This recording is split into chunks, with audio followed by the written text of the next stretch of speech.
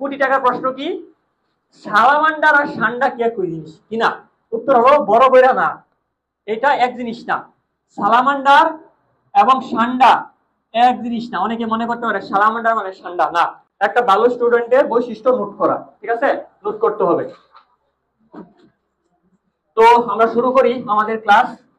আজকের ক্লাস কি, cell division. লেখো, অধ্যায়ের নাম লিখো সেল ডিভিশন। কোনো কথা হবে না, কথা বললে আমি ডিরেক্ট বের করে দিব, কোনো কথা নাই। সেল ডিভিশন চ্যাপ্টার 2 নোট করতে হবে। আর অবশ্যই একটা সাবজেক্টের একটা খাতা থাকবে, একটা সাবজেক্টের একটা খাতা, মানে ভুটানি খাতার মধ্যে তুমি আর কোনো কিছু লিখবা না। Cell division chapter 2। এখন যারা বেসিকের ক্লাস করছিল দুই একটা, আমরা একটা এরকম একটা বেসিক জানি, কোন শব্দের শেষে সিস অথবা কোন শব্দের শেষে সন, এই দুইটা ওয়ার্ড থাকলে তা দ্বারা কি বুঝায়? তা দ্বারা বুঝায় প্রক্রিয়া। এটা বেসিক ক্লাসে আমরা বলেছি, সিস অথবা সন থাকলে কি বুঝায়? প্রক্রিয়া বুঝায়। তাহলে দেখো তো, সেল ডিভিশনের শেষে কি সন আছে না? কি আছে? সন। তার মানে এটা একটা প্রক্রিয়া। সংজ্ঞা শুরু করতে হবে যে প্রক্রিয়ায়, যে কোনো সংজ্ঞা যদি সিস অথবা সন থাকে, সংজ্ঞা শুরু করতে হবে কি, যে প্রক্রিয়া দ্বারা, যে প্রক্রিয়া এরকম, হ্যাঁ, যেরকম শ্বসন কাকে বলে, এটা শুরু করবা কি, রেসপিরেশন, শেষে সন আছে।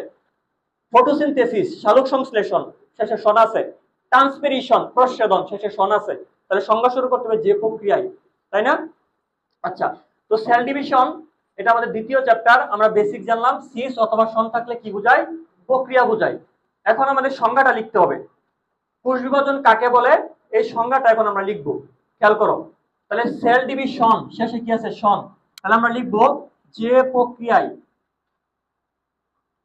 যে প্রক্রিয়ায়, এটা ক নাম্বার আসবে? যে প্রক্রিয়ায়, তোমরা জানো কোষ বিভাজন কয়টা আছে বলো তো? কয় ধরনের? 3 ধরনের। একটা হলো অ্যামাইটোসিস। দেখো, এ মাইটোসিস, মাইটোসিসের আগে তুমি যদি এ লাগায় দাও তাহলে হয়ে যাবে amitosis. Amitosis, mitosis and meiosis. মিওসিসকে তুমি মায়োসিসও বলতে পারো। এখন খেয়াল করবা, একটা জিনিস খেয়াল করতে হবে, অ্যামাইটোসিসের মধ্যে একটা কোষ থেকে কয়টা কোষ তৈরি হয়? 2টা। মাইটোসিসের ক্ষেত্রে 2টাই, আর মিওসিসের ক্ষেত্রে কয়টা? 4টা। এখন এই কথাগুলো না এখানে লুকায় আছে। কিভাবে লুকায় আছে বলছিলাম মনে হয়, অ্যামাইটোসিস, অ্যামাইটোসিস, তাহলে এখানে টু কথা আছে কিনা? আছে। তাহলে অ্যামাইটোসিসে একটা কোষ থেকে কয়টা কোষ তৈরি হয়? 2টা। অর্থাৎ ধরো একটা কোষ আছে, এটা থেকে তৈরি হবে 2টা কোষ। একটা কোষ বিভাজিত হইয়া, বিভাজিত হয়ে মানে ভাগ হইয়া, একটা কোষ ভাগ হইয়া 2টা কোষ তৈরি করবে, অ্যামাইটোসিস। মাইটোসিসের ক্ষেত্রেও কি আছে? টু আছে। মাইটোসিস, টু কথাটা আছে। তার মানে মাইটোসিসে একটা কোষ থেকে কয়টা কোষ তৈরি হবে? 2টাই। আর মিওসিসের ক্ষেত্রে একটা কোষ থেকে তৈরি হবে কয়টা কোষ? 4টা কোষ। আমরা আস্তে দেখবো। এখন মনে রাখবা, যে কোষটা থেকে বিভাজিত হয় এটাকে বলে মাতৃকোষ। যা থেকে তৈরি হয় বা যে বিভাজিত হয় তার নাম মাতৃকোষ বা মাদার সেল। আর যা তৈরি হয় ওটাকে বলে কি? অপত্য কোষ। অপত্য কোষ মানে ডটার সেল। অপত্য কোষ এর ইংরেজি কি? Daughter sell. ডটার সেল, যা থেকে তৈরি হয় তার নাম মাতৃকোষ বা মাদার সেল, এটাকে বলতেছি আমরা মাদার সেল। আর যা তৈরি হয় বিভাজনের পরে, যা তৈরি হয় তার নাম কি? Daughter cell. তাহলে আমরা বলতে পারি অ্যামাইটোসিসে একটি মাতৃকোষ থেকে কয়টি অপত্য কোষ তৈরি হয়? 2টি। অপত্য শব্দের অর্থ বাচ্চা। অপত্য শব্দের অর্থ হইছে বাচ্চা। অপত্য মানে বাচ্চা। মাইটোসিসে একটি মাতৃকোষ থেকে কয়টি অপত্য কোষ তৈরি হয়? 2টাই, মাইটোসিস। আর মিওসিসের ক্ষেত্রে যদি একটা কোষ থাকে আমাদের হাতে, একটা কোষ থেকে আমরা আলটিমেটলি একদম লাস্টের দিকে 4টা কোষ পাবো। মাধ্যমিক দাব দেখাইতেছি না, আমরা লাস্টে একদম একদম ইন প্রোডাক্টে আমরা কি 4টা কোষ পাবো। এটা কি? মায়োসিস বা মিওসিস, 4টা কোষ পাই। এই কথাগুলো আমাদের একটু গুছাই লিখতে হবে। দেখো, সংজ্ঞার মধ্যে আমরা যে প্রক্রিয়ায় লিখছি, কেন লিখছি বলতো? সন আছে দেখা, সন আছে দেখে আমরা প্রক্রিয়ার কথা লিখছি। যে প্রক্রিয়ায়, জীবকোষের, কারণ আমরা কি কোষ বিভাজন পড়তেছি, জীবকোষের কোষ বিভাজন, বিভাজন মানে বিভক্তি বা ভাগ হওয়া, জীবকোষের বিভাজনের বা বিভক্তির মাধ্যমে একটি মাতৃকোষ থেকে দুটি বা চারটি, একটি মাতৃকোষ থেকে দুটি বা চারটি, বলতো দুইটি কার কার ক্ষেত্রে? মাইটোসিস অ্যামাইটোসিস এর ক্ষেত্রে। আর মিওসিস এর ক্ষেত্রে কয়টা? চারটা। একটি মাতৃকোষ থেকে দুটি বা চারটি অপত্য কোষ তৈরি হয়, অপত্য কোষ সৃষ্টি হয় বা তৈরি হয়, তাকে কোষ বিভাজন বলে। যে প্রক্রিয়ায় জীবকোষের বিভাজনের মাধ্যমে একটি মাতৃকোষ থেকে দুটি বা চারটি অপত্য কোষ তৈরি হয় তাকে কোষ বিভাজন বলে। কেন আমরা প্রক্রিয়াটা লিখলাম? কারণ এখানে সন আছে। অ্যামাইটোসিসের ক্ষেত্রে দুইটি, মাইটোসিসের ক্ষেত্রে দুইটি, আর মিওসিসের ক্ষেত্রে চারটা অপত্য কোষ তৈরি হবে। আর কোষ বিভাজন, বিভাজন মানে বিভক্তি বা ভাগ হওয়া। আচ্ছা, কোষ বিভাজনের ক্ষেত্রে একটা জিনিস মনে রাখো, ধরো একজন মা দুইটা বাচ্চা তৈরি করলো, তাহলে এখন তাদের ফ্যামিলিতে সদস্য কয়জন? 3 জন। বাবার কথা আপাতত বাদ দেও, ধরো মা দুইটা বাচ্চা তৈরি করলো, এখন সদস্য কয়জন হইলো? 3 জন। কিন্তু কোষ বিভাজনের ক্ষেত্রে বিষয়টা কি জানো?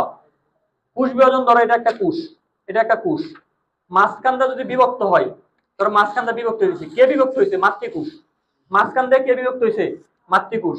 এখন এই যে দুইটা তৈরি করলো, এই দুইটার নাম কি? অপত্য কোষ। এইখানে কিন্তু মাদার সেল আর নাই। খেয়াল করছো কি? মাতৃকোষ ছিল, মাতৃকোষ বিভক্ত হয়ে গেছে, যা তৈরি করছে তার নাম কি? অপত্য কোষ। অপত্য কোষ তৈরি হয়ে গেছে মানে কি মাদার সেল আর আছে? তার মানে কোষ বিভাজনের মধ্যে অপত্য কোষ তৈরি হয়ে গেছে মানে মাদার সেল কিন্তু আর নাই। ওই যে দেখো বাস্তব জীবনে মা সহ 3 জন থাকে, মাও থাকে, দুইটা বাচ্চাও থাকে, কিন্তু কোষ বিভাজনের ক্ষেত্রে মাদার সেল নিজে বিভক্ত হয়ে দুইটা অপত্য কোষ তৈরি করে, নিজে কিন্তু আর থাকে না। অপত্য কোষ তৈরি করছে মানে এখন আর মাতৃকোষের অস্তিত্ব নাই। আচ্ছা, আমরা নেক্সটে যাই। হ্যাঁ, সংজ্ঞার পরে কি আছে? কোষ বিভাজনের উদ্দেশ্য কি? কোষ বিভাজনটা আসলে কেন প্রয়োজন? এটা পরীক্ষা আসবে না, জাস্ট নাইস টু নো। দেহ গঠন, দেখো একটা বাচ্চা ছিল, এই বাচ্চা আস্তে আস্তে বড় হয়েছে, এটাকে বলতে দেহ গঠন। তাহলে কোষ বিভাজনের মাধ্যমে এটা দেহটা গঠিত হয়েছে। আগে অল্প কোষ ছিল, এখন অনেক বিভক্তির মাধ্যমে কোষ বারবার বিভাজনের মাধ্যমে আরো বড় হয়েছে। একটা ছোট একটা গাছ ছিল, এই গাছ অনেক বড় হয়েছে কেন? কোষ বিভাজনের মাধ্যমে। ক্ষয়পূরণ, হাত কাইটে গেলে ওটা দেখবা কিছুদিন পরে রিফিল হয়ে যায়, কেন? এখানে আশেপাশের কোষগুলা বিভক্তির মাধ্যমে এই জিনিসটা কি ক্ষত পূরণ করে ফেলছে। বৃদ্ধি সাধন, গাছকে বড় করলো। বংশ বৃদ্ধি, দেখো এমন অনেক কোষ আছে যারা এক কোষী। যেরকম তুমি একটা ব্যাকটেরিয়ার কথা চিন্তা করো, ব্যাকটেরিয়া একটা এক কোষী, এটা এক কোষী জীব। এখন এইটা যদি বিভক্তি হয় তাহলে সে দুইটা ব্যাকটেরিয়া তৈরি করে ফেলবে। যদি কোষ বিভাজন হয়, একটা ব্যাকটেরিয়াতে আমরা কোষ বিভাজন করলাম, সে দুইটা কোষ তৈরি করে ফেলছে, দুইটা কিন্তু দুইটা জীব হয়ে গেছে। তার মানে বংশবৃদ্ধি বা সংখ্যা বৃদ্ধি, বংশবৃদ্ধি বা সংখ্যা বৃদ্ধির ক্ষেত্রেও কিন্তু কোষ বিভাজন দরকার। একটা ব্যাকটেরিয়া সে কিন্তু এক কোষী, এই ব্যাকটেরিয়া ভাগ হয়ে গেছে, দুইটা হয়ে গেছে, তার মানে সংখ্যা বৃদ্ধি হয়ে গেছে বা বংশ বৃদ্ধি হয়েছে। এটা লাগবে না, জাস্ট নাইস টু নো। এটা কখনো কখনো তোমার এমসিকিউ মাঝে মাঝে আসতে পারে, এটা বেশি ইম্পর্টেন্ট না। আচ্ছা, এখন আমরা চলে যাই মানব দেহে কোষের সংখ্যা কতগুলা। এই যে আমাদের শরীর, এই শরীরের মধ্যে টোটালি এখন এই মুহূর্তে, হ্যাঁ, একটা পূর্ণবয়স্ক মানুষের কতগুলা কোষ আছে? এটার উত্তরটা হবে 100 ট্রিলিয়ন। 100 trillion, 100 trillion. এইটাকে তুমি এভাবে লিখতে পারো 10 স্কয়ার ট্রিলিয়ন। যদি বইয়ের মধ্যে এভাবে লেখা নাই, বাট ভুল যাতে না হয় এজন্য আমরা বাদ দিয়ে সতর্কতার জন্য এটা লিখে দিলাম 10 স্কয়ার ট্রিলিয়ন। তুমি এইটাকে কখনোই এইটা লিখতে পারবা না। যদি এটা লেখো, সরি, এইটা এভাবে লিখতে পারো 10 টু দি পাওয়ার 14, মানে 100 ট্রিলিয়ন অথবা 10 টু দি পাওয়ার 14 একই জিনিস। 10 টু দি পাওয়ার 14 আর এটা কিন্তু একই জিনিস, বাট তুমি যেটা লিখতে পারবা না, কখনোই তুমি এটা লিখতে পারবা না। 10 টু দি পাওয়ার 14 লিখলা, দেন আবার এখানে ট্রিলিয়ন লিখে দিলা, এটা কিন্তু ভুল হয়। এটা পরীক্ষা অনেকবার দিয়া দেখছি যে স্টুডেন্ট অনেকবার ভুল করে, এইটা কিন্তু ভুল, এইটা কখনোই করা যাবে না, এটা কিন্তু ভুল। এই জিনিসটা যে লিখছি এটা কিন্তু ভুল, এটা ভুল হয়েছে। কোষের সংখ্যা যদি বলে তুমি ডিরেক্ট বলবা 100 ট্রিলিয়ন। এই 100 ট্রিলিয়নকে তুমি যদি বৈজ্ঞানিক ভাবে লেখো 10 টু দি পাওয়ার 14, এটা হবে টস্কার টি, মানে একটা দুইটা তিনটা চারটা এরকম টি বা টা, এতটা টিটা খানা ওইগুলা। 10^14 টা কোষ আছে, বাট 10^14 ট্রিলিয়ন কোষ নাই। এটা বলা লাগবে তোমার 100 ট্রিলিয়ন অথবা 10^14 টা, অথবা তুমি 100 কি লিখতে পারো 10 স্কয়ার ট্রিলিয়ন, এটাও লেখা যায়। কিন্তু কখনোই এটা এভাবে বলা যাবে না 10^14 আবার 100 ট্রিলিয়ন, এই সংখ্যাটা অনেক বড় হয়ে যাবে, বুঝছো? এটা এটা এটা কিন্তু ইনভ্যালিড, তাহলে এটা কিন্তু ভুল। যদি কখনো এরকম প্রশ্ন আসে বা অপশন এটা থাকে 10^14 ট্রিলিয়ন, তাহলে এটা অবশ্যই অবশ্যই ভুল। 100 ট্রিলিয়ন, 100 ট্রিলিয়নকে বৈজ্ঞানিক ভাবে লিখলে হয় 10^14, ওইখানে কিন্তু আবার ট্রিলিয়ন রয়েছে টয়কারটা, একটা দুইটা তিনটা এরকম, অথবা 100 তুমি ভাঙে লিখতে পারো 10 স্কয়ার ট্রিলিয়ন। এটাও সঠিক, এটাও সঠিক, এটাও সঠিক, বাট এটা হচ্ছে ভুল। 10^14 ট্রিলিয়ন এটা লেখা কিন্তু ভুল। তো অবশ্যই পড়লে হবে না, আশেপাশে কি আছে, টিচাররা কিভাবে প্রশ্ন করতে পারে, বিগত সালে এখান থেকে কিভাবে প্রশ্ন আসছে, পেঁচাইছে কিনা, কি পেঁচ আসতে পারে, সবকিছু কিন্তু তোমার মাথায় রাখতে হবে। শুধু একটা তথ্য পড়ে গেলাম, তোমার বইয়ে শুধুমাত্র এটা লেখা আছে 10^14 টি কোষ আছে বা 100 ট্রিলিয়ন কোষ আছে, বাকিগুলো কিন্তু লেখা নাই। আমি তো এটা ইচ্ছা করলে এমনি দিতে পারি, ইচ্ছা করলে এটা এমনি লিখতে পারি, 100 স্কয়ার লিখলাম, ভুল হইতে পারে। এটা তোমার সবকিছু দেখে রাখবো যাতে ভুল না হয়। এখন যে 100 ট্রিলিয়ন, কয়দিন পরে দেখবা যায় এখানে ট্রিলিয়ন ছিল নাকি মিলিয়ন ছিল নাকি বিলিয়ন ছিল, ব্যাস লেগে গেছে ট্রিলিয়ন মিলিয়ন বিলিয়ন। এটার জন্য আমরা, হ্যাঁ, এটার জন্য আমরা ট্রিলিয়ন বিলিয়ন মিলিয়নের যে সংখ্যাটা আছে একটু শিখে রাখবো। শিরোনামের কথা বাদ দাও, এখান থেকে শিখে রাখবো কি 100 ট্রিলিয়ন কি আছে, একটু আগে শিখলাম 100 ট্রিলিয়ন কি আছে বলো, কোষ। 100 ট্রিলিয়ন হচ্ছে কোষের সংখ্যা। 100 ট্রিলিয়ন, 100 বিলিয়ন, এগুলো তোমাদের বইয়ে এগুলো নাই, বাট আমি অন্যান্য জায়গায় আছে, যেরকম এটা উদ্ভিদ প্রাণী বিজ্ঞানী আছে, তো আমরা গুছায় ফেলি। আরেকটা কি মিলিয়ন, ট্রিলিয়ন বিলিয়ন মিলিয়ন। তাহলে এই যে তুমি শিখলা কোষের সংখ্যা হচ্ছে ট্রিলিয়ন দিয়া, এখন কয়দিন পরে দেখবে যে বিলিয়ন ছিল নাকি মিলিয়ন ছিল, এটা ব্যাস লেগে গেছে। এখন যদি একদম স্পেসিফিকলি আমরা ভিতরে গিয়ে পড়ে ফেলি যে আসলে এখানে কি ছিল, তাহলে দেখবা যে আর কখনো পেস লাগছে না। আচ্ছা, এটা খেয়াল করো, বি ফর ব্রেন, মনে রাখো বি ফর কি, ব্রেন, বি ফর ব্রেন। তো মস্তিষ্কে, মস্তিষ্কের এককের নাম কি বলো, মস্তিষ্কের এককের নাম নিউরন। তো মস্তিষ্কে, মস্তিষ্কে নিউরন সংখ্যা, আমাদের মস্তিষ্কের ভিতরে থাকে নিউরন, এই নিউরনের সংখ্যা, মস্তিষ্কে নিউরনের সংখ্যা 100 বিলিয়ন। মস্তিষ্কে নিউরনের সংখ্যা কি 100 বিলিয়ন। আর টিতে কি কোষের সংখ্যা, এটা কি মানব দেহে কোষের সংখ্যা, ট্রিলিয়ন কি মানব দেহে, মানব দেহে কোষের সংখ্যা, কোষের সংখ্যা, মানব দেহে টোটাল সেল আছে 100 ট্রিলিয়ন। আর মিলিয়ন তাহলে কি, মিলিয়ন মনে রাখবা একটা টার্ম আছে অ্যান্টিবডি, এটা তোমরা হয়তো নতুন তোমাদের কাছে লাগতে পারে। তোমরা এরকম তো শুনছো বসন্ত একবার হলে আর হয় না, এটা কি শুনছো? এটা কিন্তু সত্য কথা, বসন্ত একবার হলে আর বসন্ত আর হয় না। কেন হয় না? ধরো বসন্ত আসলো, বসন্ত আমাকে আক্রান্ত করলো, দেন আমাদের শরীর কিন্তু একটা জিনিস তৈরি করে, তার নাম অ্যান্টিবডি। তোমরা এরকম তো শুনছো যে অদানাদার সাথে রক্তকণিকা আছে দুইটা, কি মনোসাইট, লিম্ফোসাইট। এই যে লিম্ফোসাইট যে আছে, লিম্ফোসাইট, লিম্ফোসাইট কি অদানাদার সাথে রক্তকণিকা, এই লিম্ফোসাইট একটা জিনিস তৈরি করে, একটা প্রোটিন তৈরি করে, তার নাম হলো অ্যান্টিবডি। অ্যান্টিবডি কে তৈরি করে? এটা কি তোমাদের ছিল না এসএসসি তে? অ্যান্টিবডি তৈরি করে কে? লিম্ফোসাইট। আমি এটা মনে রাখি, আমাদের এলাকার মধ্যে একটা নাপিত ছিল, বুঝছো, তার বডি ফিটনেস খুব ভালো ছিল, দেন তার একদিনের সেনাবাহিনী চাকরি হয়ে গেছে। তো আমি এটা মনে রাখি অ্যান্টিবডি, যে বডি ফিটনেস ভালো থাকা। ওই এই ছেলের নাম ছিল লিটন, মনে রাখা যায় লিটন, লিটনের বডি ফিটনেস ভালো ছিল, দেন তার সেনাবাহিনীতে সৈনিক পদে চাকরি হয়েছে, বডি ভালো ছিল কার? লিটনের। তাহলে অ্যান্টিবডি তৈরি করে কে? লিম্ফোসাইট। আর এই যে বললাম না সৈনিক পদে চাকরি হয়েছে, এটা তোমরা চতুর্থ অধ্যায়ের একটা তথ্য পড়বা, এটাকে বলা হয় আণুবীক্ষণিক সৈনিক। কোন রক্তকণিকাকে আণুবীক্ষণিক সৈনিক বলে? তখন এটা মেডিকেলের প্রশ্ন, মেডিকেলে আসা প্রশ্ন, 70 সালে নাগাদ চলে আসছিল যে নিচের কোন রক্তকণিকাকে আণুবীক্ষণিক সৈনিক বলে? উত্তর ছিল লিম্ফোসাইট। আমি যে লিটন নাম রাখছিলাম, লিটনের বডি ভালো মানে কি অ্যান্টিবডি তৈরি করে, আর সে কোন পদে চাকরি করে? সৈনিক। তার মানে তাকে আণুবীক্ষণিক সৈনিক বলে কাকে? লিটনকে। লিটন মানে লিম্ফোসাইটকে। এটা কি লিম্ফোসাইট কি তৈরি করে? অ্যান্টিবডি তৈরি করে। এই অ্যান্টিবডির সংখ্যা, এই যে অ্যান্টিবডি গুলো আমাদের শরীরে না স্টোরেজ থাকে, ভবিষ্যতে যদি কোনো একটা জীবাণু আসে, এই অ্যান্টিবডি গুলো ওই জীবাণুকে কিল করে ফেলে। তাহলে বলো তো অ্যান্টিবডির কাজ কি? জীবাণু মারা। অ্যান্টিবডির কাজ কি? তোমরা তো বলছো ডব্লিউবিসির কাজ কি? জীবাণু মারো না।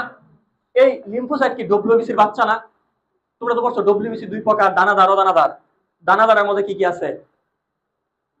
Eosinophil, basophil, neutrophil. আর অদানাদারের মধ্যে কি আছে? Monocyte, lymphocyte. এই যে লিম্ফোসাইট, এই লিম্ফোসাইটটা হচ্ছে ওয়ান কাইন্ডস অফ, এটা তৈরি করে অ্যান্টিবডি। এই অ্যান্টিবডি গুলার কাজ কি? সুরক্ষা দেওয়া। তাহলে আমাদের শরীরে এই যে অ্যান্টিবডি গুলো যে তৈরি হইতেছে, কে তৈরি করতেছে বলো? লিম্ফোসাইট কি তৈরি করে? অ্যান্টিবডি তৈরি করে। লিম্ফোসাইট অ্যান্টিবডি বানায়। কে অ্যান্টিবডি বানায়? লিটনে।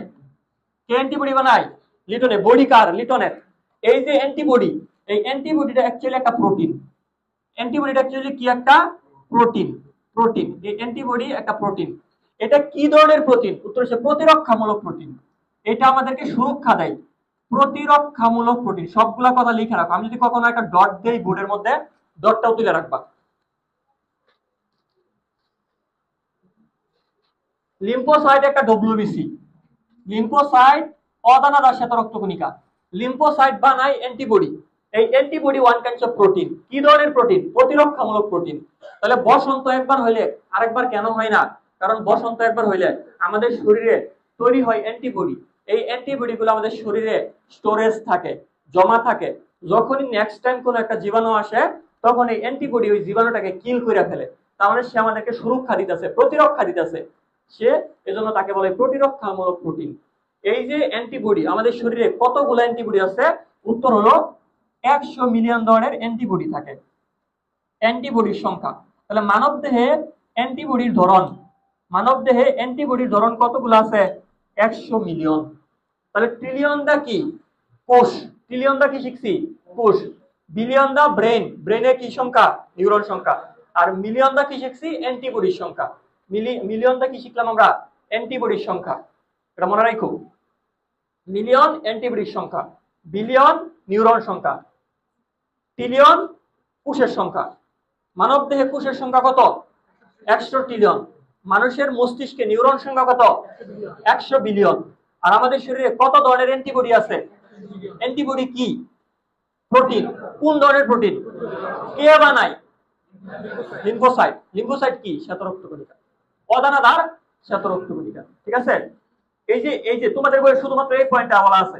আমি দুইটা পয়েন্ট এক্সট্রা বলছি। আমি দুইটা পয়েন্ট অন্য জায়গা থেকে বলছি, এক্সট্রা বলছি, যাতে তোমার প্যাচ না লাগে। আর এইখানে বলার কারণে তোমার কিন্তু অনেক কিছু শেখা হয়ে গেছে। যেরকম দেখো, আমি একটা ভার্সিটির কোশ্চেন বলতেছি। মস্তিষ্কের এককের নাম কি? ভার্সিটিতে আসে কোশ্চেন। আরেকটা কোশ্চেন, অ্যান্টিবডি কে তৈরি করে? এটা সরি, মেডিকেলে আসা কোশ্চেন। অ্যান্টিবডি তৈরি করা কোন রক্তকণিকার কাজ? শ্বেত রক্তকণিকার কাজ। কোন শ্বেত রক্তকণিকা? লিম্ফোসাইট। অদানাদার লিম্ফোসাইট। ঠিক আছে? অ্যান্টিবডি একটা প্রতিরক্ষামূলক প্রোটিন। এটা তুমি যে শিখে রাখলা। অ্যান্টিবডি কি? এটা যে প্রোটিন, এটা অনেকে মেডিকেলে চান্স ফেলছে তো বুঝে না। বুঝো, ইন্টারমিডিয়েট শেষ করে ফেলছে, ইসি দিয়ে ফেলছে, কিন্তু অ্যান্টিবডি যে একটা প্রোটিন এটা অনেকেই জানে না, কারণ বইয়ের মধ্যে ডিরেক্টলি লেখা নাই। এজন্য একেবারে যত গভীরে যাওয়া যায়, একেবারে পড়ার নিউরন টু নিউরন ঢুকে যাইতে হবে। আমি কিন্তু একটা লাইন বইলে চলে যেতে পারতাম। এই যে লাইনটা বললে তোমাদের বইয়ে খালি এই লাইনটা বলা আছে, এই লাইনটা বলে আমি চলে যেতে পারতাম এখান থেকে। তাহলে কি হইতো? বেসিকে ঘাটতি থাকতো, আর তোমার প্যাচ লাগার সম্ভাবনা থাকতো। ওই যে তুমি পড়ছিলে 100 ট্রিলিয়ন নাকি বিলিয়ন নাকি মিলিয়ন, যখন প্যাচ লাগ কোষের সংখ্যা দিতাম 100 billion, 1000 million, 1000 trillion, 100 trillion, 100 million, দেখবে প্যাচ লেগে গেছিল বা প্যাচ লেগে যাইতে পারে। কয়দিন পরে দেখবা যে পড়া নতুন লাগবে। তো একেবারে যখন ডিপতে ঢুকে যাবা, পড়ার নিউরন টু নিউরন ঢুকে যাবা, দেখবা যে আর প্যাচ লাগতেছে না। এই জন্য বেসিক শিখা লাগবে, বেসিক দিয়ে আগাইতে হবে। আর একটা কথা বইলে রাখি, সেটা হয়েছে তোমরা জানি আজকে অনেকেই চেক করতে আসছো। হ্যাঁ, তো আমি কিন্তু ধরো যারা বোর্ডে ফার্স্ট হয়, 26 ব্যাচে যারা আছে বোর্ডে যে ফার্স্ট হয়, ওরা কিন্তু প্রথম থেকে আমার কাছে আসে। তো এক বছর যেহেতু ধরে রাখছি, তারা কিন্তু সেকেন্ডে উঠে পড়ছে। এক বছর যেহেতু ধরে রাখছি, ধরে রাখতে পারছি, তাহলে অবশ্যই ওরা অবশ্যই কোয়ালিটি দেখছে, এই জন্য এখন পর্যন্ত আছে। যে বোর্ডে ফার্স্ট হয়েছে, সর্বোচ্চ নাম্বার কত জানো? 1367 মেয়েদের মধ্যে, বিদ্যাময়ী থেকে। সরি, 1300 মধ্যে। আর ছেলেদের মধ্যে দুর্ভাগ্য 1244। এই স্টুডেন্ট একটু পরে আসবে, 4টার সময় আসবে। যদি তোমরা থাকো আমি দেখাই দেবো ছেলেটারে। আমি নাম জানি না, আমি কারো নাম মনে রাখতে পারি না। 1244 ছেলেদের মধ্যে সর্বোচ্চ নাম্বার 1244, জিলা স্কুল। লম্বা একটা ছেলে, চশমা পরে। আর 1267 বিদ্যাময়ী থেকে। তো তোমাদের কাছাকাছি এরকমই হবে, 60, 50 থেকে 60-এর মধ্যে হাইস্ট নাম্বার হবে। 50 থেকে 60-এর মধ্যে হাইস্ট নাম্বার হবে, বোর্ডে যে ফার্স্ট হবে আর কি। আচ্ছা, দেখো কোষ বিভাজন প্রত্যক্ষ করেন। সর্বপ্রথম কোষ বিভাজন কিভাবে হইতেছে এইটা সর্বপ্রথম লক্ষ্য করেন একটা বিজ্ঞানী, তার নাম ওয়াল্টার ফ্লেমিং। তার নাম ওয়াল্টার ফ্লেমিং। ওয়াল্টার ফ্লেমিং বা শুধু ফ্লেমিং বললে হবে। Walter Fleming. Walter Fleming. Fleming কথাটা অবশ্যই মনে রাখবে, এটা পরীক্ষা আসবে, এটা অনেকবার পরীক্ষা আসছে, একটু পরে দেখাইতেছি কোনটা কোনটা আমরা কি কি কি ক্লিয়ার করলাম। কোষ বিভাজন লক্ষ্য করেন সর্বপ্রথম ওয়াল্টার ফ্লেমিং। শুধু ফ্লেমিং বললে হবে, ওয়াল্টার ফ্লেমিং বললে হবে। ওয়াল্টার, এখন কথা হচ্ছে কোথায় বা সে কিসের মধ্যে দেখছে। উত্তর হলো ওয়াল্টার মানে মনে রাখবা, ওয়াল্টার থেকে মনে রাখি ওয়াটার। ওয়াল্টার থেকে মনে রাখবা কি ওয়াটার। ওয়াটার সবচেয়ে কই বেশি থাকে, পুকুরে, নদীতে নাকি সমুদ্রে? সমুদ্রে। মনে রাখবা ওয়াল্টার থেকে ওয়াটার, ওয়াল্টার থেকে ওয়াটার। ওয়াটার সবচেয়ে বেশি থাকে কই? সমুদ্রে। তাহলে সে সর্বপ্রথম যে প্রাণীর মধ্যে কোষ বিভাজন দেখছে তার নাম ছিল সামুদ্রিক সালামান্ডার। সালামান্ডার একটা প্রাণীর নাম, বাট এটা সান্ডা না, বুঝছো? সালামান্ডার আর সান্ডা এক জিনিস না। তাহলে এটা প্রশ্ন আসে, এটা কিন্তু অনেকবার আসা প্রশ্ন। সর্বপ্রথম কোন প্রাণীতে কোষ বিভাজন লক্ষ্য করা হয়েছিল? সামুদ্রিক সালামান্ডারে। কে লক্ষ্য করেছিলেন? কোন বিজ্ঞানী? Walter Fleming. Walter, water, water মানে সমুদ্র, সমুদ্রের মধ্যে পানি বেশি, সামুদ্রিক সালামান্ডার, ওয়াল্টার ফ্লেমিং। এখন সব সাল কিন্তু লাগে না, বাট এই সালটা তোমাকে অবশ্যই শেখা লাগবে, 1882 সাল। কিছু কিছু ঘটনা আছে খুবই বড় বড় বা অনেক বেশি পরিবর্তন করছিল। এই মানে ধরো 24 সালের কোন ঘটনা সবচেয়ে বেশি আলোচিত? 5ই আগস্ট, ওই দিন জুলাই বিপ্লব, 5ই আগস্ট সবচেয়ে আলোচিত না? অন্য কোনো তারিখের কথা মনে আছে আমাদের? না। এরকম কিছু কিছু ঘটনা আছে খুবই বড় সড় পরিবর্তন করছিল, যেরকম ডিএনএ ডাবল হেলিক্স, এটা খুবই বড় সড় ঘটনা, এটা সাল লাগবে। এই যে এটা কোষ বিভাজন সর্বপ্রথম আসছে, এটা কিন্তু একটা বড় সড় ঘটনা, তো এটা কিন্তু লাগবে। যেরকম করোনার জন্য মৃত্যু, করোনার জন্য বাংলাদেশে প্রথম মৃত্যু হয়েছে 18ই মার্চ 2020 সাল, ওই তারিখ কিন্তু আজীবন লাগবে, যে বাংলাদেশে করোনা সর্বপ্রথম মারা গেছে কত সালে। তো এই যে বড় বড় ঘটনার তারিখগুলো কিন্তু লাগে, সব তারিখ কিন্তু লাগে না। তো এই তারিখটা তোমার লাগবে, কারণ এটা বোর্ড কোশ্চেন, এটা বোর্ডের মধ্যে আসছে। সর্বপ্রথম কোষ বিভাজন আবিষ্কৃত হয় কত সালে? সর্বপ্রথম কোষ বিভাজন দেখা যায় কত সালে? উত্তর হলো 1882 সালে। কে দেখছে? Walter Fleming. কোথায় দেখছে? সামুদ্রিক সালামান্ডারে। এখন আমাদের কোটি টাকার প্রশ্ন, কোটি টাকার প্রশ্ন কি? সালামান্ডার আর সান্ডা কি একই জিনিস কিনা? উত্তর হলো বড় বইরা না, এটা এক জিনিস না। সালামান্ডার এবং সান্ডা এক জিনিস না। অনেকে মনে করতে পারে সালামান্ডার মানে সান্ডা, না। সালামান্ডার মোটামুটি ছোট হয় আর সান্ডা কিন্তু অনেক বড় হয়। এখন মনে রাখবা, উভচর পড়ছো না তোমরা? উভচর নাম শুনছো না? উভচর, সরীসৃপ, পাখি, স্তন্যপায়ী, পড়ছো এগুলা? এবিস, মাম্মালিয়া, রেপ্টিলিয়া, এবিস, মাম্মালিয়া, পড়ো না এগুলা? এইটা ছিল প্রথম অধ্যায়ে। 7টা শ্রেণী আছে, কন্ডিকটিস, অ্যাক্টোপটেরিজ, সার্কোপটেরিজ, রেপ্টিলিয়া, এমফিবিয়া, রেপ্টিলিয়া, এবিস এন্ড মাম্মালিয়া। আচ্ছা, না পড়লে নাই, মনে রাখো এই সালামান্ডার এরা উভচর শ্রেণীর। উভচর মানে যারা স্থলে বাস করে, জলে বাস করে, উভয় জায়গায় বাস করে, যেরকম ব্যাঙ। এরা কোন শ্রেণীর? উভচর শ্রেণীর। জাস্ট এইটুকু মনে রাখো, যারা জলে বাস করে, স্থলে বাস করে, তাদেরকে উভচর বলে, এরা উভচর শ্রেণীর। আর সান্ডা এরা হলো সরীসৃপ শ্রেণীর। তাহলে কি এক হইলো? এক হইলো না। সরীসৃপ হচ্ছে টিকটিকি, কুমির। কুমির কি? সরীসৃপ। যারা বুকে ভর দিয়ে হাঁটে তাদেরকে কি বলে? সরীসৃপ। যারা বুকে ভর দিয়ে হাঁটে তাদেরকে কি বলে? সরীসৃপ। তাহলে সান্ডা কোন শ্রেণীর?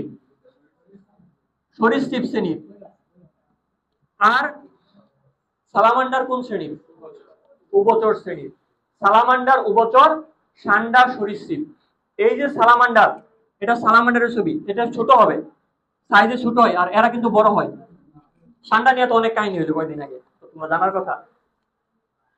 সালামান্ডার উভচর শ্রেণী, এটা মনে রাখবা। আর এটা বৈজ্ঞানিক নাম দেওয়া আছে, একটু দেখবা সালামান্ডারের বৈজ্ঞানিক নাম কি। দেখো তো কি লেখা আছে প্রথম পেজে, বৈজ্ঞানিক নাম দেখো,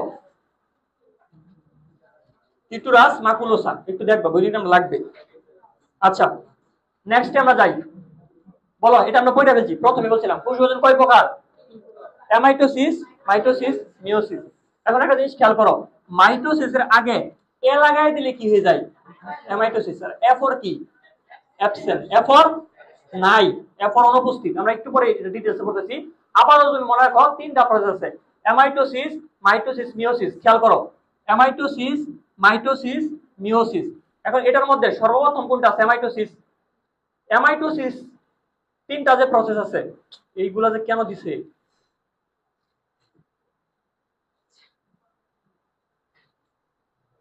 দেখো, অ্যামাইটোসিস মনে রাখবে একটা জিনিস, আজকে শিখে রাখো। আমরা তিনটা প্রসেসে, তিনটা প্রসেসের একেবারে যদি এদিকে যায়, একেবারে প্রথমটা এটা সবচেয়ে অনুন্নত হয়। যে কোনো জিনিসের সবচেয়ে আদি অবস্থা কি? অনুন্নত না? সফটওয়্যার বা যে কোনো জিনিস দেখো আস্তে আস্তে উন্নত হয়। তাহলে আদি অবস্থা কি? অনুন্নত। তোমরা এরকম পড়ছো না, মেজর পর্ব কয়টা? 9টা। আমাদের প্রাণী জগতে মেজর পর্ব কয়টা? 9টা। আমরা যতই 1 নাম্বার পর্বের দিকে আসবো তত কি হবে? অনুন্নত হবে। আর ওই দিকে গেলে কি হবে? উন্নত হবে। তাহলে এই দিকে থাকা মানে অনুন্নত। তাহলে তিনটা বিভাজনের যে প্রথমটা আছে এটা সবচেয়ে অনুন্নত। আর যে জিনিস অনুন্নত সেই জিনিস কিন্তু সহজ সরল। অনুন্নত জিনিস কি? সহজ সরল। যেরকম গ্রামের ব্যবস্থা অনুন্নত, যোগাযোগ ব্যবস্থা অনুন্নত, ঘরবাড়ি অনুন্নত, ওরা সহজ সরল মানুষ। আচ্ছা, মনে রাখবা, মানুষ প্রাণী জগতের মধ্যে কে সবচেয়ে উন্নত? মানুষ। কেন উন্নত জানো? তার গঠন জটিল। মানুষের ব্রেনকে বলা হয় জটিল মস্তিষ্কের অধিকারী। তাহলে একটা জিনিস শিখে রাখো, যদি গঠন হয় জটিল, গঠন জটিল, এটা অনেক কাজে লাগবে যখন আমরা প্রাণী বিজ্ঞান পড়বো প্রথম অধ্যায়, তখন কাজে লাগবে। গঠন যদি হয় জটিল, লিখে রাখো, গঠন যদি হয় জটিল সে অবশ্যই উন্নত।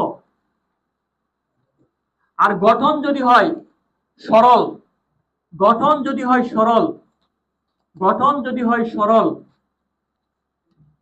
সে হবে অনুন্নত। আর প্রথম দিকের জিনিসগুলো কি থাকবে? অনুন্নত।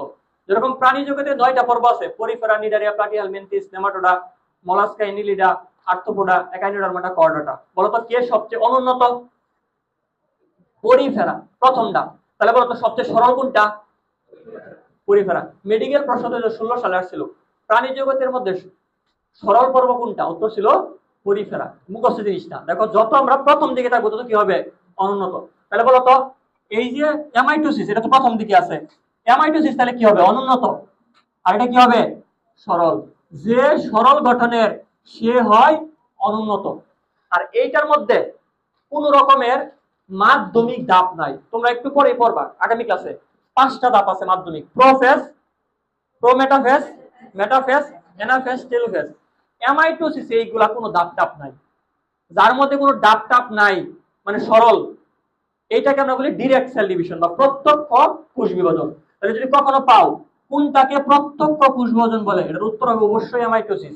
মানে সরাসরি কোনো কাজটা ছাড়াই জাস্ট কোষটা 2 ভাগে ভাগ হয়ে গেছে, সহজ সরল ভাবে 2 ভাগে ভাগ হয়ে গেছে, এটাকে বলে প্রত্যক্ষ কোষ বিভাজন। মাইটোসিস, মাইটোসিসের ক্ষেত্রে মনে রাখবা এটাকে বলতেছি আমরা সমীকরণিক বা পরোক্ষ। এখানে আরো 3টা কথা লিখে রাখবা, মনে রাখবা। সম, সমতা, সমান, সম, সমতা, সমান, সমীকরণ। এই 4টা কথা পাওয়ার সাথে সাথে তুমি দাগায় ফেলবা এটা মাইটোসিস। মাইটোসিসের ক্ষেত্রে কি কি পাবো? সম, সমতা, সমান, সমীকরণ। এই 4টা ওয়ার্ড পাওয়ার সাথে সাথে তুমি দাগায় ফেলবা এটা মাইটোসিস। যেরকম তোমাকে যদি বলি ক্রোমোজোম সংখ্যার সমতা রক্ষিত হয় কোন কোষ বিভাজনে? মাইটোসিস। হ্যাঁ, মাতৃকোষের ক্রোমোজোম সংখ্যা অপত্য কোষের সমান কোথায়? মাইটোসিস। নিচের কোনটিকে সমীকরণিক বিভাজন বলে? মাইটোসিস। সম, সমতা, সমান, সমীকরণ, এই 4টা ওয়ার্ড পাওয়ার সাথে সাথে তুমি এটাকে মাইটোসিস জায়গায় ফেলবা। সম, সমতা, সমান, সমীকরণ ইকুয়াল মাইটোসিস। এগুলো অনেক এমসিকিউ আছে, এগুলা দেখবো আমরা। মায়োসিসকে আমরা বলি হ্রাসমূলক বিভাজন, কারণ আমরা জানি ক্রোমোজোম সংখ্যা কি যায়? কমে যায়। যদি একটা কোষে 20টা ক্রোমোজোম থাকে, মায়োসিসের সাথে হয়ে যাবে কয়টা? 10টা। তাহলে ক্রোমোজোম সংখ্যা অর্ধেক হয়ে গেছে। এটা ছিল কি? মাতৃকোষ। যা পাইছি সেটা কি? অপত্য কোষ। তাহলে বলতো মায়োসিসের ক্ষেত্রে মাতৃকোষের ক্রোমোজোম সংখ্যা যা ছিল অপত্য কোষে কি হয়ে যায়? অর্ধেক হয়ে যায়। এজন্য এটাকে বলে হ্রাসমূলক। কি হ্রাস পাই বলতো? ক্রোমোজোম সংখ্যা হ্রাস পাই। অথবা বিয়োজন, বিয়োজন মানে হ্রাস পাওয়া। হ্যাঁ, হ্রাসমূলক এটা তুমি আগে থেকে জানতা, বিয়োজনটা নতুন। তাহলে কোনটাকে বিয়োজন কোষ বিভাজন বলে? মায়োসিস। কোনটাকে প্রত্যক্ষ কোষ বিভাজন বলে? কোনটা অনুন্নত কোষ বিভাজন? কোনটা সরল কোষ বিভাজন? মাইটোসিস। তিন ধরনের কোষ বিভাজন আছে, কোনটা সরল? অবশ্যই প্রথমটা সরল। যে সরল সে অনুন্নত। আর এটা ডিরেক্টলি একটা কোষ, এই যে অনেক সময় দেখবেন যে আমরা কি বলি, পিঠা পিঠা বানায়, এটাকে কি বলে? কাই বলে না আমাদের এলাকায়? কাই তো বলে। এই যে ধরো একটা পিঠার কাই নিলাম, এটাকে জাস্ট মাঝখান দিয়া দুই ভাগ করে ফেললাম, মাঝখান দিয়ে দুই ভাগ করে ফেললাম, একটা কোষ থেকে দুইটা কোষ হলো। এটা এতটা সহজ সরল, বুঝছো? এখানে জটিল কোনো মাধ্যমিক ধাপ নাই, খুবই সহজ সরল। যে সরল সে কি? অনুন্নত। যেখানে লিখেছি যে সরল সে কি? অনুন্নত। তাহলে অবশ্যই অনুন্নত কোষ বিভাজন বললে এটা হবে অ্যামাইটোসিস। আর একেবারে সহজ সরল ভাবে ভাগ হয়ে যায়, জটিল কোনো মাধ্যমিক পর্যায় নাই, সরাসরি ভাগ হয়ে যেতেছে, সরাসরি ভাগ হয়ে যেতেছে, কোনো প্যারা নেওয়া লাগতেছে না। এজন্য এটাকে বলে প্রত্যক্ষ বা ডিরেক্ট সেল ডিভিশন। যদি কখনো প্রশ্ন করে নিচের কোনটাকে ডিরেক্ট সেল ডিভিশন বলে, উত্তর হবে কি? অ্যামাইটোসিস। এখন আমাদের অ্যামাইটোসিস নিয়ে আমাদের বিস্তারিত জানা লাগবে। দেখো অ্যামাইটোসিস এর মধ্যে কি কি আছে। অ্যামাইটোসিস এর মধ্যে আছে মাইটোস প্লাস সিস। বেসিকের মধ্যে পড়াইছি, মাইটোস মানে সুতা, ফিলা মানে সুতা, মাইটোস মানে সুতা, নেমা মানে সুতা, তন্তু। যারা বেসিকের 3টা ক্লাস করো না, আমার অনুরোধ থাকবে 3টা ক্লাস করে নিও, অনেক কিছু পড়ানো হয়েছে। সিস মানে কি বলতো? প্রক্রিয়া। আর এ মানে কি? অ্যাবসেন্ট অথবা উইদাউট। উইদাউট আর অ্যাবসেন্ট একই কথা, বা ব্যতীত, ছাড়া, নাই, অনুপস্থিত, এরকম বোঝায়। দেখো ক নাম্বারে বোর্ড কোশ্চেনের সংজ্ঞা অ্যামাইটোসিস কাকে বলে, সংজ্ঞার মধ্যে নকল দেওয়া আছে, দেখো তো। সিস মানে কি? এটা কি, কিসের প্রক্রিয়া? কোষ বিভাজন প্রক্রিয়া। তাহলে কিভাবে শুরু করবা? যে কোষ বিভাজন প্রক্রিয়ায়। দেখো তো এইখানে তন্তু বলতে কাকে বোঝায়? স্পিন্ডল তন্তুকে। ওই যে মাকুতন্তু বা মাকুতন্তু দেখছিল না? মাকুযন্ত্রের এককের নাম কি? মাকুতন্তু। বা স্পিন্ডল যন্ত্রের এককের নাম স্পিন্ডল তন্তু। এই সবগুলো একটা একটা কি? তন্তু। এই তন্তুগুলো মিলে কি তৈরি করছে? যন্ত্র। এটাকে তুমি স্পিন্ডল তন্তু বলো বা স্পিন্ডল যন্ত্র বলো, বা মাকুযন্ত্র মাকুতন্তু একই কথা। তাহলে এইখানে স্পিন্ডল তন্তু তৈরি হয় না, স্পিন্ডল তন্তু। তন্তু বলতে কাকে বুঝাইতেছি? স্পিন্ডল তন্তু। তাহলে যে কোষ বিভাজন প্রক্রিয়ায়, দেখো যে কোষ বিভাজন প্রক্রিয়ায়, শেষ থেকে শুরু করতেছি, সবসময় শেষ থেকে শুরু করা। যে কোষ বিভাজন প্রক্রিয়ায় স্পিন্ডল তন্তু সৃষ্টি হওয়া ছাড়াই, উইদাউট স্পিন্ডল তন্তু সৃষ্টি হওয়া ছাড়াই। আচ্ছা, স্পিন্ডল তন্তু না থাকলে স্পিন্ডল যন্ত্র আসবে? ইট না থাকলে বিল্ডিং আসবে না। তাহলে স্পিন্ডল তন্তু সৃষ্টি হয় না মানে স্পিন্ডল যন্ত্র তৈরি হয় না। ইট না থাকলে ঘর হবে না। স্পিন্ডল তন্তু সৃষ্টি হওয়া ছাড়া, বা তুমি বলতে পারো স্পিন্ডল যন্ত্র সৃষ্টি হওয়া ছাড়াই, একটা কোষ থেকে কয়টা কোষ তৈরি হয়? Two two. একটা কোষ থেকে কয়টা? অ্যামাইটোসিস। একটা কোষ থেকে দুইটা অপত্য কোষ তৈরি হয়, একটা মাতৃকোষ থেকে দুইটা অপত্য কোষ তৈরি হয়, তাকেই কি বলে? অ্যামাইটোসিস। কথার মধ্যে কিন্তু এই যে বলছি অ্যামাইটোসিস কি বা কাকে বলে, এই কথার মধ্যে কিন্তু নকল দেওয়া আছে। We see but don't observe. তুমি যদি গভীরভাবে কোনো কিছু পর্যবেক্ষণ করো, দেখবা উত্তর পেয়ে গেছো। যেরকম সবসময় মুখস্থ করছি অ্যামাইটোসিসে 2টি কোষ তৈরি হয়, অ্যামাইটোসিসে 2টি কোষ তৈরি হয়, মাইটোসিসে 2টি কোষ তৈরি হয়, মিওসিসে 4টা কোষ তৈরি হয়। কিন্তু নকল কিন্তু এখানে দেওয়া ছিল 2, দেওয়া ছিল না? আর দেখো আজকে আমরা শিখলাম বেসিক। সিস মানে প্রক্রিয়া, এ মানে নাই, অ্যাবসেন্ট, সারা, মাইটোস মানে সুতা। এগুলো আমি বেসিক ক্লাসে আলোচনা করছিলাম, আবার বলতেছি বেসিক ক্লাস 3টা দেখে নিবা, পেজে দেওয়া আছে, ইউটিউবে দেওয়া আছে। তাহলে যে কোষ বিভাজন প্রক্রিয়ায় স্পিন্ডল যন্ত্র সৃষ্টি হওয়া ছাড়াই একটা মাতৃকোষ থেকে, যা থেকে তৈরি হয় তার নাম কি? Mother sell. একটি মাতৃকোষ থেকে কয়টি অপত্য কোষ তৈরি হয়? 2টি অপত্য কোষ তৈরি হয়, তাকে কি বলে? অ্যামাইটোসিস। সংজ্ঞা গাদার মতো মুখস্থ করার দরকার নাই, কোনো কিছু আসলে মুখস্থ জিনিস না। আমি আসলে পরে মুখস্থ 2 মাস পর পর দেখবে মুখস্থের কি আছে, মুখস্থের কিছু খুঁজে পাবা না। ঠিক আছে, 3টা ক্লাস করো, তাহলে তুমি ওইখানে মুখস্থের কোনো কিছু না, আমি কিন্তু এখানে বুঝাই দিছি। এখন আজকে নতুন করে আমি বুঝাই দিচ্ছি না। হ্যাঁ, 3টা ক্লাস তোমরা করে নিবো এখান থেকে। আচ্ছা, গেল সংজ্ঞা, আমি লিখতেছি না, সংজ্ঞা কিন্তু দেওয়া আছে, সেটার মধ্যে দেওয়া আছে এই কথাই। অর্থাৎ যে কোষ বিভাজন প্রক্রিয়ায়, সিস মানে প্রক্রিয়া, স্পিন্ডল তন্তু সৃষ্টি হওয়া ছাড়াই বা স্পিন্ডল যন্ত্র সৃষ্টি হওয়া ছাড়াই একটা মাতৃকোষ থেকে 2টি অপত্য কোষ তৈরি হয়, তার নাম কি? অ্যামাইটোসিস। এখন বলো তো অ্যামাইটোসিসে স্পিন্ডল যন্ত্র তৈরি হয় মাধ্যমিক কোন পর্যায়ে আছে? Prophase, prometaphase, metaphase, anaphase, telophase এগুলো আছে? নাই। স্পিন্ডল তন্তু নাই, স্পিন্ডল যন্ত্র নাই, মাধ্যমিক কোনো পর্যায় নাই। সহজ না জটিল? উন্নত নাকি অনুন্নত? তাহলে এইগুলো যদি বহু পদ্ধতিতে আছে এমসিকিউ এ, যে এটা একটা সরল বিভাজন সত্য, এটা একটা, যদি এরকম এটা একটা উন্নত বিভাজন, কি হবে? আচ্ছা, তাহলে এটা অনুন্নত। অনুন্নত জিনিস কি উন্নতের মধ্যে ঘটবে? আমি উন্নত, মানুষ কি উন্নত না? মানুষ কি? তার মানে অনুন্নত কোষ বিভাজন উন্নত প্রাণীতে ঘটবে না। তার মানে এরা ঘটে কোথায়? মনে রাখবা, এরা সবসময় অনুন্নত জিনিস অনুন্নতে ঘটে। অনুন্নত জিনিস কই ঘটে? অনুন্নততে ঘটে। অর্থাৎ অনুন্নত জীবে অ্যামাইটোসিস ঘটে, উন্নত জীবে অ্যামাইটোসিস ঘটবে না। এই কথাটা লেখো, লিখো, দেখো, অনুন্নত জীবে অ্যামাইটোসিস ঘটে, উন্নত জীবে ঘটে না।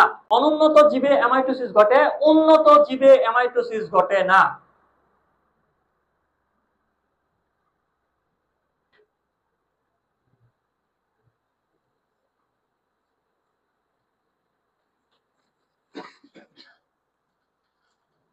দেখো, লিখছো কথাটা? এখন একটা জিনিস খেয়াল করার পরে লিখবা। অ্যামাইটোসিসের প্রথম বর্ণ কি? এ। এ কত নম্বর বর্ণ? 1 নম্বর বর্ণ। মনে রাখবা, এককোষী জীবে অ্যামাইটোসিস ঘটে। এককোষী জীব বলতে অনুন্নত জীব।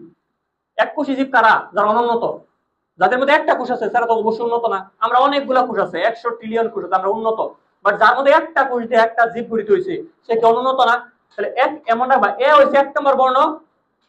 এ 1 নম্বর বর্ণ, এককোষী জীবে অ্যামাইটোসিস ঘটে। আর এককোষী কারা কারা আছে এটা মনে রাখার জন্য আমরা ট্রিক্স মনে রাখবো। সবাই আয়, তোরা খেলতে যাবো, খেলতে যাবো, এখন বলতেছি আই আই সবাই খেলতে যাই। তাহলে সবাই আয়, দন্তার সাথে সায়ানোব্যাকটেরিয়া, ব ফর ব্যাকটেরিয়া, ই ফর ইস্ট, আ ফর এমিবা, আর আ ফর আদিকোষ। এই যে এই ঘটনাগুলো যা আছে এখানে, উদাহরণগুলো যা আছে, তোমাদের সবগুলা বই মিলে এই উদাহরণগুলো আছে। নট অনলি হাসান স্যার বই, একটা বই বললে কিন্তু তুমি যদি একটা বই পড়ো, বই তো এখানে নাই। হাসান স্যারের বই পড়ি আমরা সবাই, বাংলাদেশে সবাই হাসান স্যারের বই পড়ে প্রথম জন্য। একটা বই বলে তোমার 70% কাভার হবে, মানে তুমি 70% কাভার করতে পারবা। বাট এইখানে দেখবা সেটার মধ্যে লেখা আছে, আমাদের সব, আমাদের জোস্টার বোস্টার সবগুলোর মধ্যে লেখা আছে বোর্ড অনুমোদিত সবগুলো রাইটারের তথ্য একসাথে গুছানো। মানে ভুটানি জগতে যত তথ্য আছে ইন্টারমিডিয়েটের জন্য, সব তথ্য এই শীটে দেওয়া আছে। এটা কিন্তু তোমরা শীট আকারে পাইছো, কারণ আগে গত বছরে, বর্তমানে কিন্তু আমরা বই আকারে দিই এগুলা। ঠিক আছে, এটা আরো আপডেট করে বই আকারে তোমাদেরকে দিব, ওগুলা কিনে নিতে হবে। আচ্ছা, তো যেটা বলতেছিলাম, সবগুলা বই মিলে তুমি একটা উদাহরণ পাবা। সবাই আই, সতে সায়ানোব্যাকটেরিয়া, বতে ব্যাকটেরিয়া, ই ফর ইস্ট, আ এমিবা, আদিকোষ। সবাই আই, এটা দিয়ে আমরা মনে রাখবো অ্যামাইটোসিসের উদাহরণ। এরকম প্রশ্ন করবে, নিচের কোথায় অ্যামাইটোসিস ঘটে না? যদি বলি যে মানুষের দেহ কোষে, হবে? হবে? মানুষের দেহ কোষ উন্নত না, তাহলে মানুষের দেহ কোষে কখনো কি হবে না? এটা ঘটবে না। তাহলে অ্যামাইটোসিস কোনটা? বা এ প্রথম বর্ণ, 1 নম্বর বর্ণ, এককোষীতে ঘটে। আর এককোষী কারা? যারা আদিকোষী। এককোষী আদিকোষী প্রায় কাছাকাছি। কিছু কিছু প্রকৃত কোষী আছে তারা এককোষী, বাট এককোষী যারা, এককোষী যদি তুমি খুঁজে পাও যে এককোষী জিনিস, ওইখানে মনে রাখবে অ্যামাইটোসিস ঘটতেছে। এককোষী কারা আছে? ব্যাকটেরিয়া, সায়ানোব্যাকটেরিয়া কিন্তু এককোষী। ইস্ট, ইস্ট কিন্তু কি? ছত্রাক। ইস্ট কিন্তু একটা ছত্রাক। রুটিফুলাই না? রুটিফুলাই শুনছো না যে রুটিফুলাতে ব্যবহৃত হয় কি? ইস্ট। এই যে ইস্ট, এটা হলো একটা ছত্রাক, এটা এককোষী ছত্রাক। এককোষী ছত্রাককে আমরা ইস্ট বলি, সেটার মধ্যে লেখা আছে সবকিছু। এই যে ইস্ট, ইস্ট হলো একটা এককোষী ছত্রাক। তোমরা তো বললামই যে ছত্রাকের মধ্যে বা এককোষীদের মধ্যে কি ঘটে? অ্যামাইটোসিস ঘটে। এ 1 নম্বর বর্ণ, এককোষীতে কি ঘটে? অ্যামাইটোসিস। তুমি দেখবা bacteria, cyanobacteria, east, amoeba. Amoeba কিন্তু একটা প্রাণী, এমিবা কিন্তু এরকম একটা প্রাণী। এও কিন্তু কয়কোষী? এককোষী। এমিবা কয়কোষী? এককোষী। যারা এককোষী তাদের মধ্যে অ্যামাইটোসিস। অনুন্নত জীবে অ্যামাইটোসিস। যে এককোষী, যে আদিকোষী, সে তো অবশ্যই অনুন্নত। আদিকোষীতে, এককোষীতে অ্যামাইটোসিস ঘটে, উন্নত জীবে কখনো ঘটে না। এখন দুইটা ব্যতিক্রম আছে। উন্নততে ঘটার কথা না, কিন্তু দুইটা জায়গা আছে যেখানে কি উন্নত, বাট এখানে অ্যামাইটোসিস ঘটতে দেখা যায়। তাহলে ওই দুইটা ব্যতিক্রম, তো ব্যতিক্রমটা আমাদের ব্যতিক্রমের মধ্যে করতে হবে। ঠিক আছে, এখন লেখো ব্যতিক্রম। দুইটা ব্যতিক্রম আছে। ব্যতিক্রম আমরা কিন্তু প্রথমে লিখছিলাম উন্নত জীবে অ্যামাইটোসিস ঘটে না, এই কথাটা দুইটা ব্যতিক্রম আছে। একটা হলো মেরুদণ্ডী প্রাণীদের ব্রণপর্দা। মেরুদণ্ডী প্রাণীদের ব্রণে না, কিন্তু দেখো এখানে প্যাচ লাগতে পারে, ব্রণ নট ব্রণ। ব্রণের যে পর্দা, এই ব্রণপর্দার মধ্যে, ব্রণপর্দার মধ্যে অ্যামাইটোসিস ঘটতে দেখা যায়। মেরুদণ্ডী প্রাণীদের যে ব্রণের পর্দাটা আছে, থলিটা আছে, এই পর্দার মধ্যে আমরা অ্যামাইটোসিস দেখি। মেরুদণ্ডী প্রাণী কিন্তু উন্নত প্রাণী। নরমালি এখানে অ্যামাইটোসিস ঘটার কথা না, কারণ অ্যামাইটোসিস উন্নত জীবে ঘটে না। বাট এটা একটা ব্যতিক্রম। এইটা আবার বলতেছি নট ব্রোন। এইখানে তোমাকে আমি বলি যে মানুষের ভ্রূণে অ্যামাইটোসিস ঘটে, সত্য না মিথ্যা? 100%, কোটি পার্সেন্ট মিথ্যা। উন্নত জীবে কখনো ঘটার কথা না। কিন্তু একটা ব্যতিক্রম আছে, সেটা হচ্ছে ভ্রূণ পর্দা। এইটাকে আবার বলতেছি নট ব্রোন। যদি কখনো প্রশ্ন করে অ্যামাইটোসিস ভ্রূণে ঘটে, সত্য না মিথ্যা? মিথ্যা। ভ্রূণ পর্দায় ঘটে, এটা কিন্তু হবে সত্য। আরেকটা ঘটনা আছে, মাছের ডিম গঠনের প্রারম্ভিক পর্যায়ে, মাছের ডিম গঠনের প্রারম্ভিক পর্যায়ে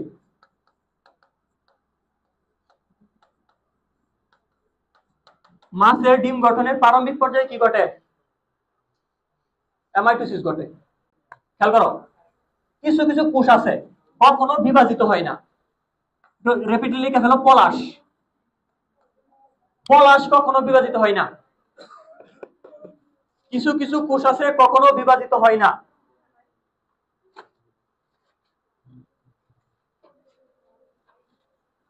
কিছু কিছু কোষ আছে কখনো বিভাজিত হয় না। এটা কিভাবে মনে রাখবো আমরা? পলাশ দিয়া। পলাশ, পলাশ কখনো বিভাজিত হয় না। পফর পেশি কোষ। পফর কি? পেশি কোষ। লফর লোহিত রক্তকণিকা। আর দন্তাস হচ্ছে স্নায়ু কোষ। বলতো স্নায়ু কোষের এককের নাম কি? নিউরন। নিউরন যদি কখনো মারা যায়, নতুন কখনো নিউরন হবে না। তারপর পেশি কোষ। পেশি কোষ কখনো তোমার শরীরে যা আছে তাই, এটা কখনো ডেভেলপ মানে বিভাজিত হয়ে ডেভেলপ হবে না। এখন প্রশ্ন আসতে পারে, ভাই দেখা গেছে জিম করলে দেখা যায় আগে চিকন ছিল, পরে এত মাসেল গেইন করছে। মনে রাখবা, পেশি কোষগুলা এরকম লম্বাটে, যদি পুষ্টি টুষ্টি এটাকে এক্সারসাইজ করে, এই পেশি কোষটা না পুষ্টি খায় মোটা হয়ে যাবে। পেশি কোষের সংখ্যা বাড়বে না, কিন্তু পেশি কোষ ফিত হবে। কেউ যদি ব্যায়াম করে, পুষ্টিদায়ক খাবার খায়, মাসেলটাকে বারবার ইউজ করে, এইটা এই অবস্থা থেকে এই অবস্থায় চলে যাবে, তো স্ফীত হবে। কোষটা পুষ্টি খায় মোটা হবে, কিন্তু কোষের সংখ্যা কখনো বাড়বে না। ধরো যদি বিভাজিত হবে, বিভাজিত হয়ে আমরা বড় হয়েছি কিছু জন্য, একটা কোষ বিভাজিত হইয়া বড় হয়েছি আমরা, বাট পেশি কোষ কখনো বিভাজিত হতে পারবে না। পেশি কোষ স্ফীত হইতে পারবে, বাট সে সংখ্যা বাড়াইতে পারবে না। লোহিত রক্তকণিকা। আর স্নায়ু কোষের এককের নাম কি? নিউরন। আমাদের মস্তিষ্কে যে নিউরন আছে, এই নিউরন গুলোও কখনো বিভাজিত হয় না। আমাদের মস্তিষ্কের নিউরন কখনোই বিভাজিত হয় না। তোমার শরীরে ছোটকালে যা নিউরন ছিল এখনো তাই, বড় হইতে পারে কিন্তু নতুন ভাবে বিভাজিত হয়ে নতুন তৈরি করতে পারবে না। 10টা আছে, ধরো 10টা মাতৃকোষ থাকলে বিভাজিত হইলে কয়টা হয়ে যেত? 20টা। 20টা না? কিন্তু দেখবা নিউরন কখনো বিভাজিত হতে পারবে না, যা ছিল তাই। পেশি কোষ কখনো বিভাজিত হতে পারবে না। লোহিত রক্তকণিকা মানে RBC, blood cell, red blood corpuscle, লোহিত রক্তকণিকা, এটাও কিন্তু কখনো বিভাজিত হতে পারে না। তবে এখানে একটা কথা মনে রাখবা, পরিণত লোহিত রক্তকণিকা, অপরিণত লোহিত রক্তকণিকা কিন্তু আবার বিভাজিত হতে পারে। এই কথা লিখে রাখো, পরিণত লোহিত রক্তকণিকা বিভাজিত হতে পারে না, কিন্তু অপরিণত লোহিত রক্তকণিকা বিভাজিত হতে পারে। অপরিণত লোহিত রক্তকণিকা বিভাজিত হতে পারবে। অপরিণত লোহিত রক্তকণিকা বিভাজিত হতে পারবে।